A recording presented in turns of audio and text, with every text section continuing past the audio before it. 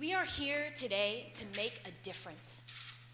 We know that we need to be the voice for every child, every person who's been silenced by violence. Good evening. We begin tonight with a Channel 7 exclusive. For the first time, the 17-year-old girl who was kidnapped from the Woodfield Mall in Schaumburg is going public with her story. I remember so vividly. I put my key in the lock of the car. I saw a shadow come up behind me to the left.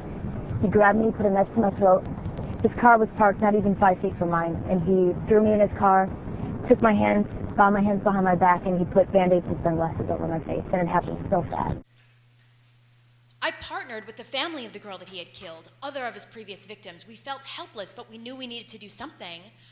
And so we started this petition drive, stating the need for tougher laws for repeat sex offenders, and people that I didn't even know were standing outside of grocery stores getting signatures. And it was so inspiring for me to be able to funnel all of my anger into activism.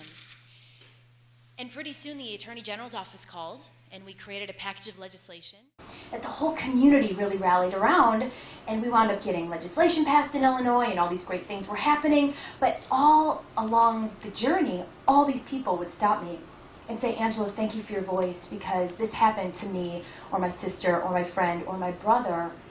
And I was so amazed at how widespread sexual assault was, but it's so silent. 1 out of 4 women in college will be sexually assaulted.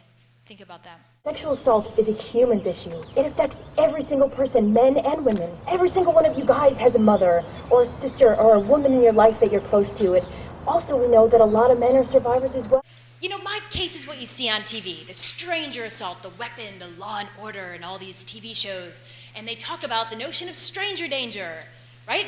So what % of sex crimes do you think are committed by a stranger? What do you think? Overwhelmingly, it's somebody that we know and trust.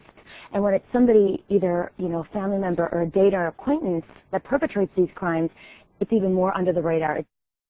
From this tragic story emerged one of the nation's most passionate and impactful advocates for the prevention of sexual violence. Angela has lobbied for vital laws for victims and promoted the importance of education on the issues surrounding sexual violence.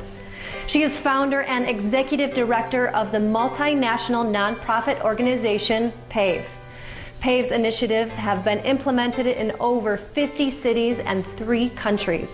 Through PAVE, Angela has trained students in sexual assault prevention, produced a documentary entitled Transition to Survivor, and founded Men Opposing Sexual Assault, a student group that highlights the importance of men in the anti-sexual assault movement. But bringing it into our homes, into our communities, that there is no shame and there is no stigma, and that this is on the tip of everyone's tongue, that every single person has a stake. But it's everybody's first reaction to not talk about it, to not say anything. And I said, we cannot be silent about this.